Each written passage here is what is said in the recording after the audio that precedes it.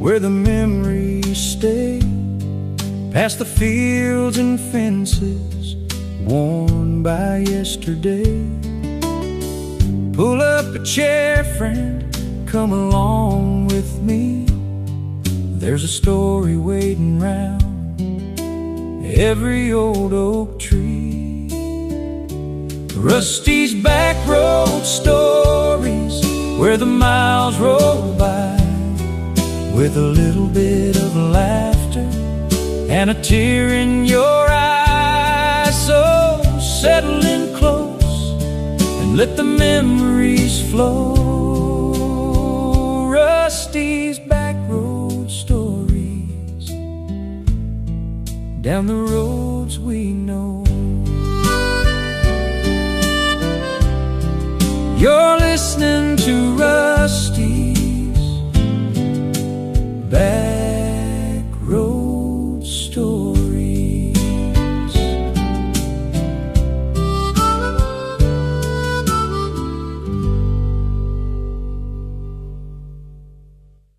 Well, friend, tonight's story comes from a little place most maps forgot years ago. A place called Miller's Station.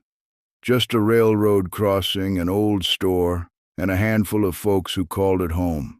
But sometimes the smallest places leave the biggest footprints. This is the story of the last light at Miller's Station. Back in 1984, Miller's Station sat between two farming towns. There wasn't much there. A general store, a grain elevator, a few houses, and a gas station run by an old man named Earl Miller. Every night at exactly 10 o'clock, Earl would switch on a lantern hanging outside the station. Nobody really knew why. The highway had electric lights. The station was closed. Yet every night that lantern burned until sunrise. People joked about it. Some said Earl was stubborn. Others said he just liked wasting kerosene. When asked, Earl would only smile. "Some lights aren't for seeing," he'd say. "They're for finding your way home." For years, nobody thought much about it. Until one winter night, a terrible snowstorm swept through the county. Roads disappeared beneath drifts. Visibility dropped to almost nothing. That night, a young father named Danny Harper was driving home from a late shift. His wife and newborn daughter were waiting for him. But Danny missed a turn, then another. Before long, he had no idea where he was. The truck slid into a ditch. Snow piled around him. The engine quit. No cell phones, no houses nearby, just darkness. Danny later said he had accepted that he might not make it through the night. Then he saw something. A faint glow, far away. A single lantern. He walked toward it, one step at a time. Through the cold, through the wind, toward that tiny light. Hours later, he reached Miller's Station. Earl found him nearly frozen, wrapped him in blankets, made coffee, called for help, and Danny made it home. The next day, the entire town learned why Earl kept the lantern burning. Years earlier, Earl's son had died during a storm after becoming lost on those same roads.